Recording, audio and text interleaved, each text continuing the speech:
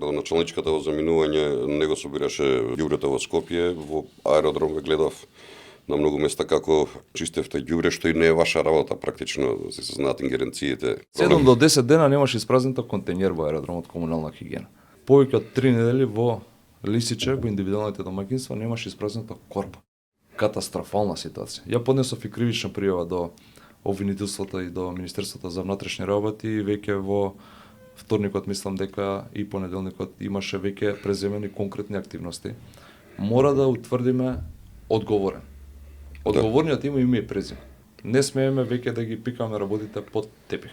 Како граѓани, јас сум правил пресметки, повеќе од 4 милиони евра годишно жителите на аеродром плаќаат во комунална хигиена.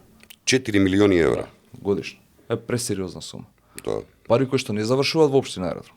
Што туку завршуваат во градот Скопје и во комунална хигиена.